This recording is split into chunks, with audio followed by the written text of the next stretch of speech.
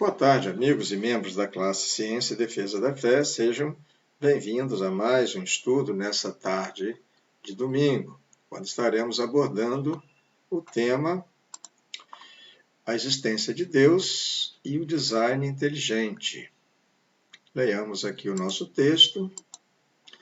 Colossenses 2,8: Tende cuidado para que ninguém vos faça presa sua, por meio de filosofias e vãs sutilezas, segundo a tradição dos homens, segundo os rudimentos do mundo, e não segundo Cristo. E ainda, segundo aos Coríntios 10, 4, 5, porque as armas da nossa milícia não são carnais, e sim poderosas em Deus, para destruir fortalezas, anulando nós sofismas, e toda altivez que se levante contra o conhecimento de Deus, e levando cativo todo pensamento à obediência a Cristo. Muito bem, então o nosso assunto de hoje trata a origem da vida. Aconteceu por acaso ou Deus existe? Para tanto, vamos orar. Obrigado, Senhor Deus, por mais este estudo. Pedimos que nos ajudes na compreensão do assunto que estudaremos agora. Livra-nos da enfermidade e de suas consequências que agora assolam esse mundo decaído. Pedimos-te, Senhor, pelas famílias enlutadas com tantas mortes de amigos e irmãos em Cristo. Que o teu Santo Espírito venha consolar a todos que passam por esses momentos tão difíceis. Oramos no nome santo de Jesus, nosso Salvador. Amém. Muito bem, então, temos aí o nosso capítulo de hoje, a origem da vida. Uma pergunta, aliás, a origem da vida aconteceu por acaso ou Deus existe?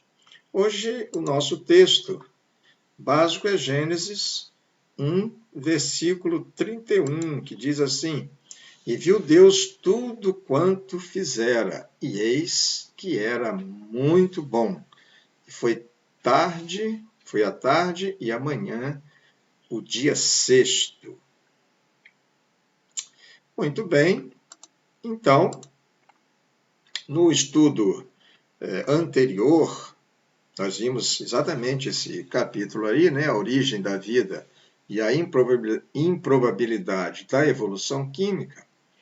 Então, nesse estudo, nós vimos exatamente que a origem da vida, né, nós mostramos que a ciência ela está de acordo com a total inviabilidade da teoria do acaso. Então, lá nós tratamos da questão da improbabilidade, falamos um pouco sobre probabilidade, falamos também na teoria do acaso. Pois a complexidade existente na célula viva é tal que nem mesmo a única célula primitiva, uma única célula primitiva, poderia ter se originado por acaso. O acaso, portanto, não é uma pessoa que pudesse ser responsável por coisa alguma. Na verdade, quando os cientistas falam de acaso, eles têm em mente o quê? Eles têm em mente essa teoria das probabilidades matemáticas também. Ou seja, perguntamos se a vida teria surgido na Terra de maneira cega, fortuita e sem uma causa inteligente, através de tentativas fortuitas para compor átomos, moléculas, tecidos vivos, etc. Vimos que a probabilidade disto ocorrer é bastante improvável, ou praticamente impossível. Nós vimos lá no nosso estudo da aula anterior.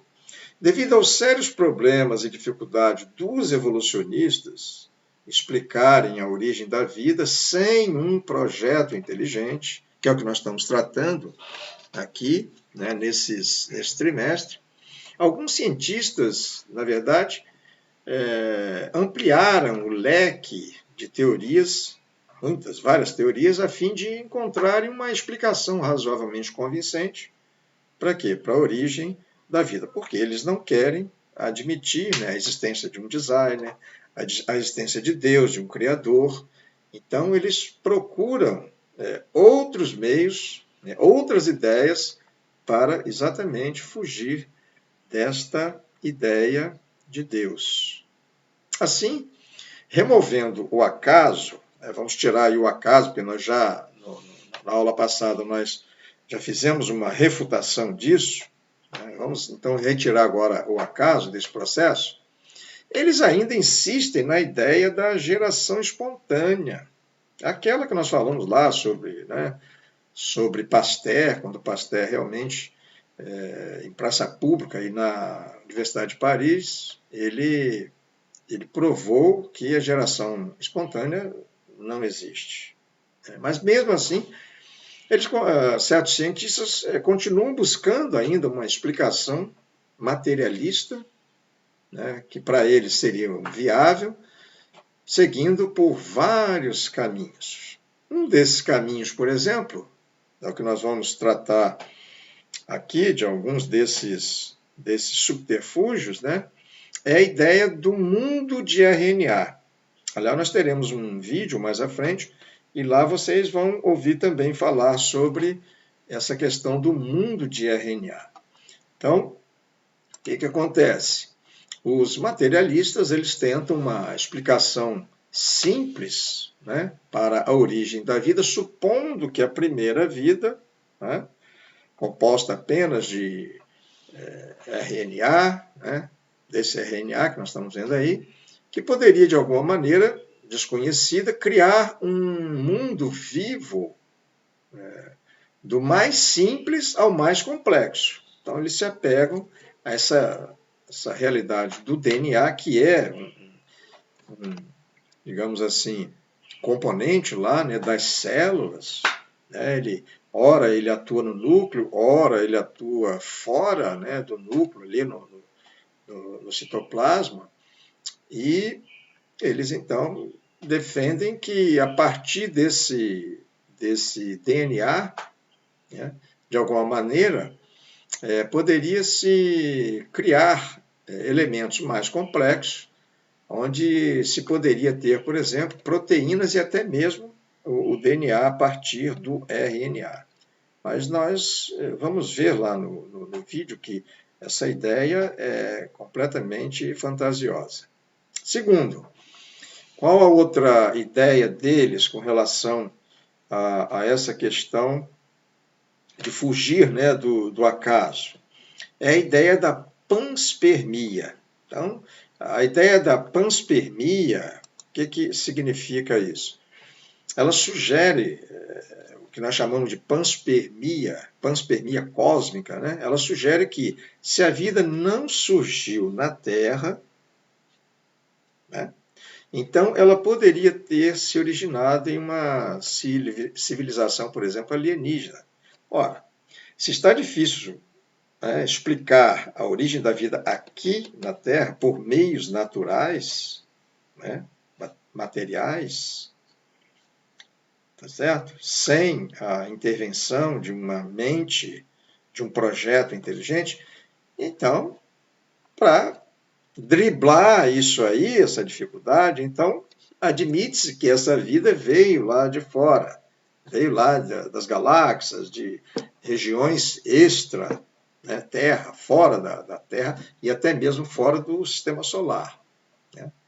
Então, essa panspermia cósmica sugere que a vida não surgiu na Terra, então ela poderia ter se originado, como nós falamos, numa civilização distante, de um outro planeta, fora do sistema solar, e que, de alguma forma, de alguma maneira, teria chegado aqui no planeta Terra. Veja só como essas ideias, né, que parecem ter alguma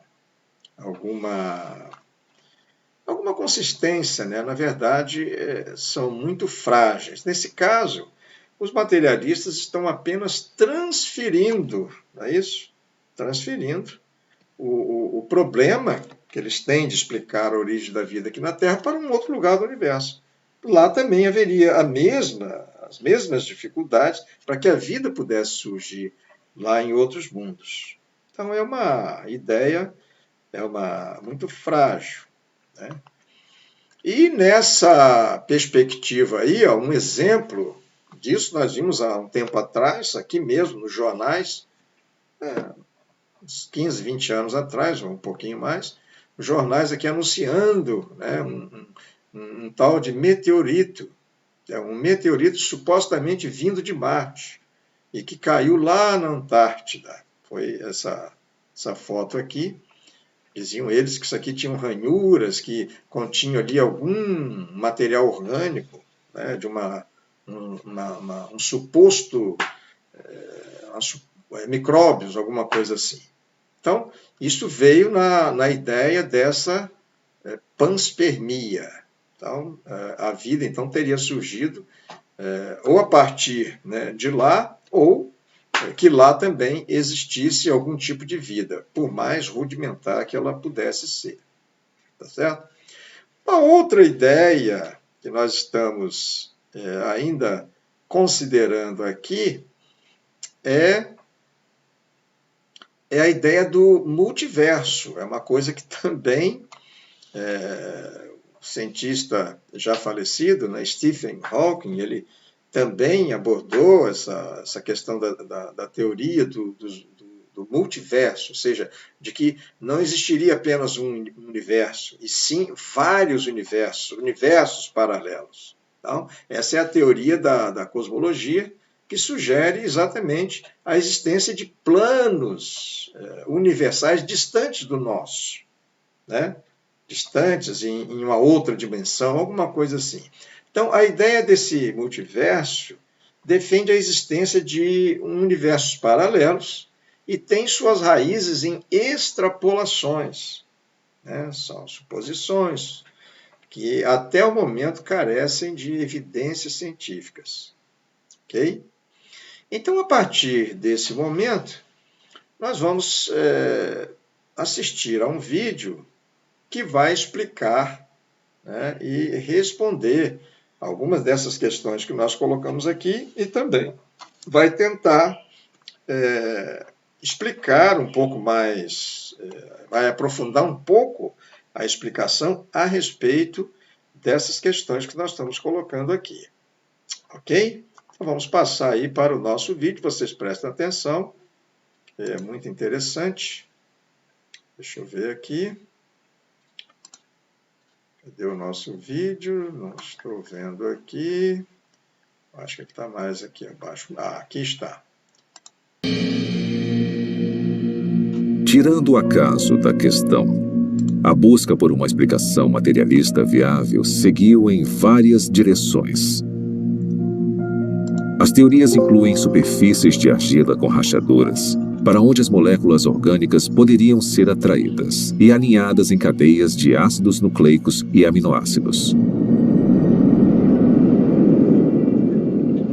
Fontes hidrotermais no fundo do mar, que expeliam componentes químicos de caldeirões subaquáticos aquecidos a centenas de graus.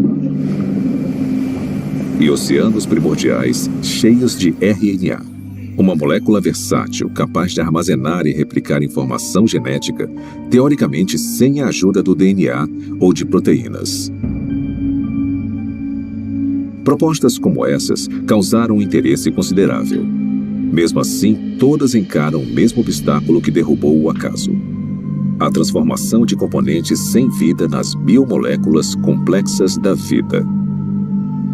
Esse problema fica evidente na hipótese do mundo de RNA. O mundo de RNA é a ideia de que é possível juntar nucleotídeos suficientes para criar uma cadeia longo o suficiente para se autocopiar e, depois de se copiar, fazer a mesma coisa novamente. Os pesquisadores da origem da vida supõem que a primeira vida era composta de nada além de RNA e podia, de alguma forma, criar um mundo mais complexo, onde há proteína e DNA. Ninguém sabe como isso aconteceria. Desde a apresentação do mundo de RNA, a aceitação da teoria aumentou, apesar das várias limitações, inclusive a durabilidade da molécula. Se você apenas olhar para uma molécula de RNA, ela parece se desintegrar. Trabalhar com RNA é extremamente difícil, porque ele é muito delicado. Ele foi criado para ser um depósito temporário de informação. E, em consequência da sua delicadeza, é muito improvável que ele seja útil como algum tipo de ponto de partida para a existência da vida. Então, o RNA não pode preceder a primeira célula porque precisa estar dentro de um ambiente celular para ficar estável, para ser copiado e para ser útil. Hoje em dia, moléculas de RNA são criadas em condições de laboratório. Para muitos bioquímicos, essas cadeias sintéticas de ácidos nucleicos são pelo menos uma confirmação parcial de que a evolução química criou a vida na Terra primordial. Para criar RNA no laboratório, você precisa limpar as superfícies, limpar as pipetas, usar luvas especiais e deixá-lo coberto. E depois torcer para não haver contaminação, porque se houver, o RNA já era. Depois, você precisa resolver o problema do sequenciamento. Então, você precisa de cientistas trabalhando duro para sequenciar o RNA, tentar combinações diferentes e encontrar uma que possa se copiar. Depois, você precisa ter uma cadeia complicada de RNA que consiga funcionar como a herança e como a enzima no sistema. E as maiores mentes do mundo estão trabalhando nisso, mas ainda não conseguiram resolver o problema. Refletindo sobre a origem da vida e as implicações do RNA sintético, o químico Robert Shapiro observou: a falha nesse tipo de pesquisa não é a química. A falha é a lógica de que o controle experimental de um laboratório moderno estaria disponível na Terra primordial. Na verdade, as chances contra o RNA se formar sozinho são astronômicas.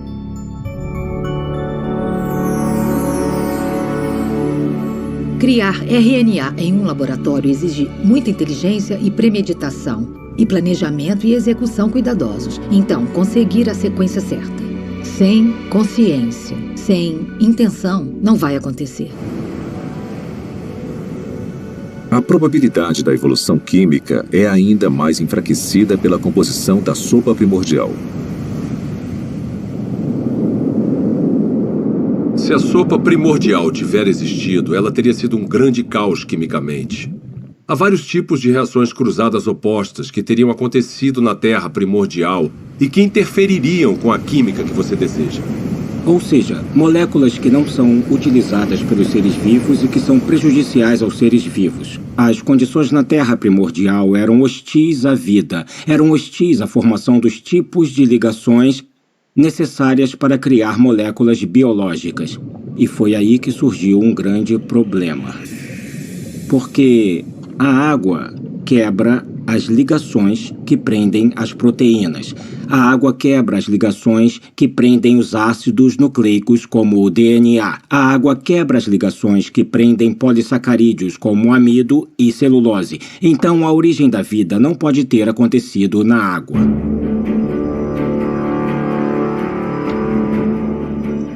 Encarando desafios intransponíveis na Terra, alguns cientistas expandiram as fronteiras de suas buscas. Em 1976, o biólogo vencedor do Prêmio Nobel Francis Crick propôs uma alternativa radical para a origem da vida. Crick sugeriu que o nosso planeta foi semeado com organismos microscópicos, que foram transportados de outra parte do universo, por uma civilização alienígena. Essa teoria é chamada de panspermia. 5 anos depois, o físico Fred Hoyle ofereceu uma versão modificada de panspermia, quando teorizou que as cadeias de DNA haviam sido criadas por uma inteligência de uma galáxia distante e se espalharam como sementes de dente de leão em um dia de ventania. Parte desse material genético chegou na Terra. Outra versão da teoria, popularizada pela Rocha de Marte, um meteorito descoberto na Antártida, afirma que micróbios evoluíram em outro lugar da galáxia e vieram até a Terra, em cometas e asteroides. De alguma forma, podemos falar que a panspermia é um abandono da ciência, porque ela coloca o problema além da examinação. Se a ciência nos diz que a vida provavelmente não começou a existir por conta própria aqui na Terra, então deve ter vindo de outro lugar. Mesmo que pareça um filme de terror ruim dos anos 1950, veio do espaço sideral. Se eu não consigo explicar a vida no planeta Terra, porque, digamos, a atmosfera necessária é geologicamente implausível ou porque eu não consigo a quantidade suficiente de moléculas biologicamente relevantes, esses problemas vão existir em qualquer outro planeta onde postularmos que a vida se originou. Não podemos apagar esses problemas mudando de lugar para outra parte da galáxia. Resumindo, a panspermia não resolve o problema da origem da vida, só o joga para outro local. As falhas da panspermia levaram alguns pesquisadores a uma teoria que vai além da astronomia convencional: o multiverso. De acordo com essa hipótese, o nosso universo não é o único. Em vez disso, bilhões ou trilhões de universos foram gerados por um processo natural desconhecido. E conforme as oportunidades aumentaram exponencialmente, as chances impossíveis se tornaram prováveis. Até que, inevitavelmente, com o tempo, a combinação certa de matérias-primas, ambiente, leis da natureza e uma grande dose de sorte produziram as moléculas e máquinas biológicas necessárias para a primeira célula viva. Em outras palavras, em um vasto e teórico oceano de universos, alguém tinha que ganhar a loteria cósmica, e fomos nós. Quando eu leio algum livro sobre a origem da vida que considera alguma proposta para a formação, como digamos, de RNA ou proteínas, e até o autor admite que é quimicamente implausível, eu me pergunto como ele se meteu nesse pepino. Propor um caminho implausível para uma coisa que, para o mundo todo, parece ser planejada. Será que o materialismo científico é provavelmente falso? Ele se meteu nisso porque uma filosofia disse a ele. É a única resposta aceitável. E nesse impasse, eu quero falar ao autor: olha, você sabe que é implausível, eu sei que é implausível. O motivo de ter chegado até aqui, parado na beira desse penhasco que cai na implausibilidade, é porque bem lá atrás você decidiu que só uma explicação materialista faria sentido. Quantas explicações diferentes e fracassadas dentro da caixa materialista nós precisamos ter antes de decidir que talvez precisemos sair agora dessa caixa. Talvez precisemos de outro tipo de explicação. Quando analisamos as várias teorias científicas, teorias da física, teorias da química, teorias sobre a formação de estrelas, essas teorias são sobre o mundo lá fora. Mas quando falamos sobre a origem da vida, estamos falando de uma teoria que nos envolve. O lugar de onde viemos, nossas origens definitivas, nossas visões de mundo, nossas filosofias, nossa ciência, tudo está ligado. E isso separa a pergunta sobre a origem da vida de todas as outras perguntas na ciência. A ciência natural não está desconectada de tudo o que sabemos ou acreditamos sobre o mundo. Então, uma pergunta limitada e aparentemente técnica, como o RNA surgiu, pode acabar se ligando no tecido da realidade a uma pergunta muito diferente, como: será que Deus existe? Deus é possível? É possível que Deus seja real? Se a vida, com toda a sua riqueza, não surgiu através de um processo estritamente físico ou natural, precisamos ter indícios disso. E eu acho que a origem da vida é o ponto central em que muita coisa acaba mudando. Eu olho para a natureza como um ser humano curioso e me pergunto, na minha visão, quais são os indicadores normais de inteligência? Eu os vejo na vida? E a resposta é: Sim, em abundância. O que vemos nos sistemas biológicos é maravilhoso, é lindo, é elegante e quanto mais aprendemos sobre biologia, mais óbvio é o design. Quando eu comecei a me envolver com o design inteligente, tinha gente postando coisas na internet e falando: eu me formei no MIT e fui para a Universidade de Washington e pós-doutorado em Harvard. E elas falavam coisas como: ela era inteligente. O que aconteceu? Na verdade, o materialismo coloca vendas nos olhos da ciência e nós deixamos passar o que é mais significativo no mundo. Então, esse é um ótimo momento para ser uma cientista, porque nós temos a oportunidade de ver as coisas com novos olhos.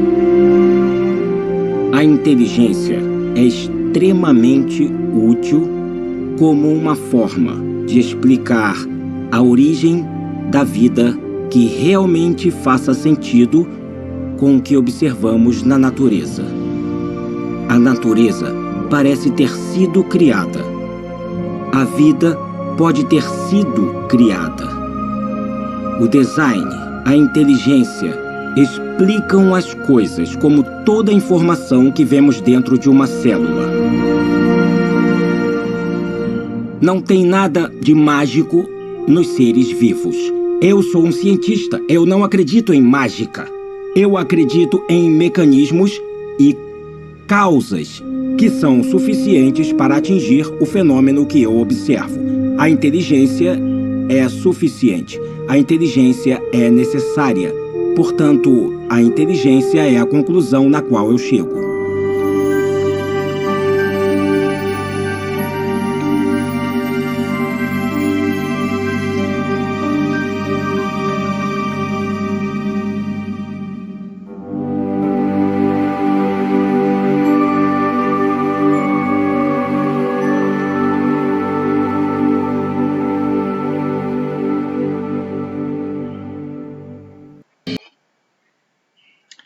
Muito bem, como vocês viram aí, muito interessante, né?